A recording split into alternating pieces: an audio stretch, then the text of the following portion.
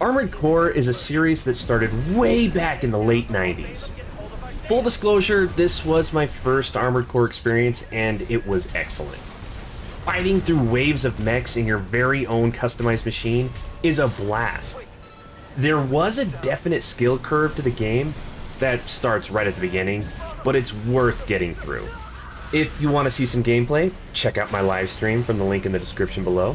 But first, let's talk about what the game has to offer and ultimately rate it, finding out where it belongs on my shelves.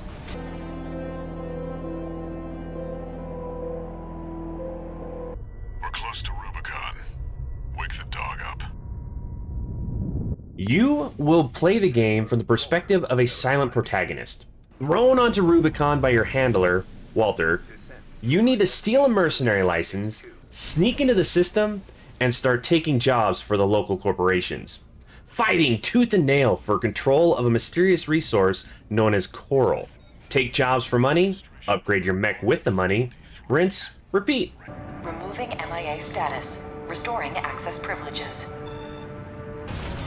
Bailiff Group AC Squad Red Guns reporting for duty. Commence mission. There wasn't any blood, and I didn't find the language to be inappropriate. It's a game full of explosions and fighting mechs. I don't see a problem letting the kids watch this one, especially if they're into giant robots flying around the screen blowing each other up. The only problem that may arise would be your own reactions when the game inevitably smacks you around a bit and you lose your temper. I'm sorry, Raven.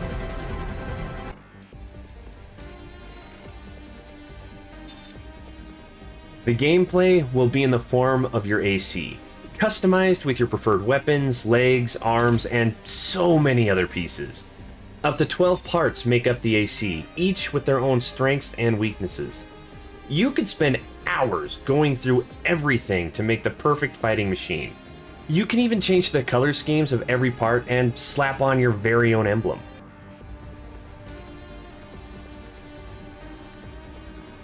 The hardest part about customizing the AC is managing max weight and energy. Some parts are just too heavy for the legs, or pull too much energy from the equipped generator. It's a fine-tuned dance to equip everything you want versus what you have to work with.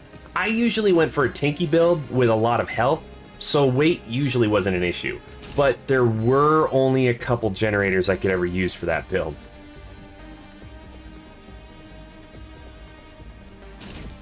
Combat would consist of destroying your enemies before they got you. You can boost your mech around either on the ground or flying through the air. As long as you had energy, you could fly. But the most important parts would be the weapons you carry into combat. 4 slots total for different weapons consisting of 3 different types. Kinetic being like a machine gun, energy weapons, excellent for taking down shields, and explosives, you know, like rockets. Technically 4 types if you consider melee weapons their own type, but they can only go on the left arm and there are only so many you can find.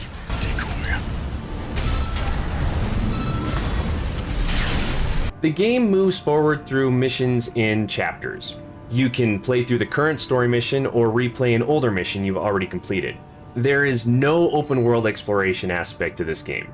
Some missions will take you back to somewhere you've already been, but different. Some levels do have hidden chests full of unique parts, so it is worth exploring every mission, or going back later.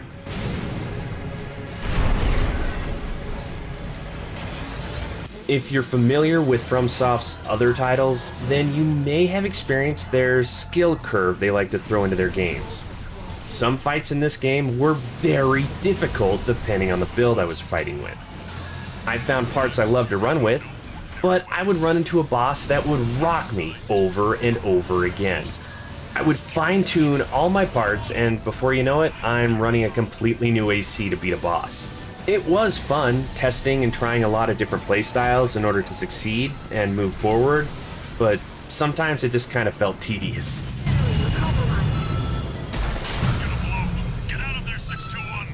In between missions, you will be hanging out in the garage, where you can alter your equipment, buy or sell new equipment, and learn more about combat. There was a training section that would teach you about the unique benefits to all the different pieces of an AC unit. Very helpful if you're just starting out. There were some lessons in there that make a huge difference in gameplay.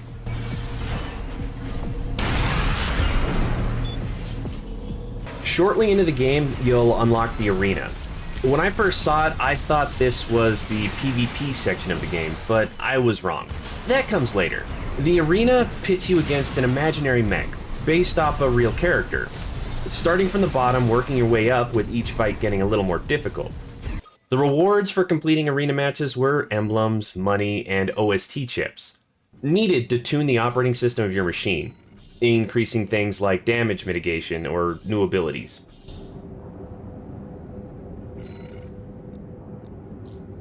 In later chapters of Armored Core 6, you will be offered different missions with special symbols next to them, meaning they are a defining moment in your story.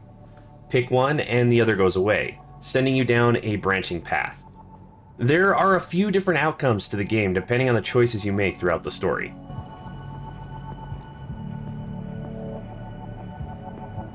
If you love the game and want to see what different choices have to offer, then you're in luck, because there is a New Game Plus after the credits roll.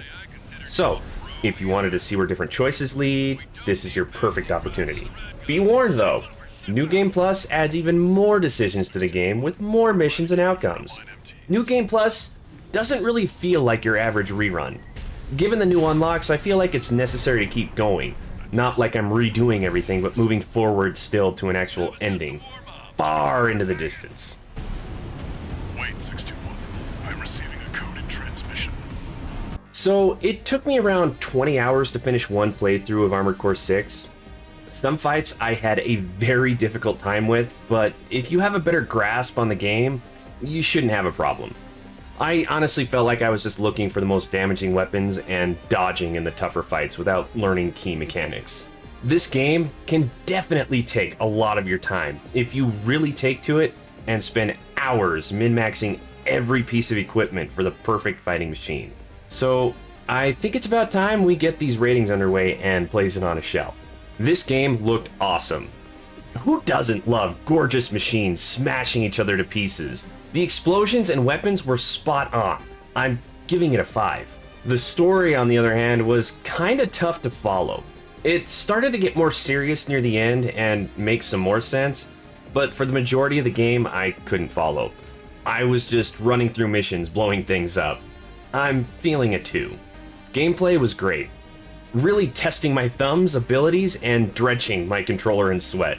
Worthy of a 4. There is a lot of replayability value in the game. Between needing to grind up more cash for parts or going through the game for a different story, that's another 4. You know, I did have a lot of fun.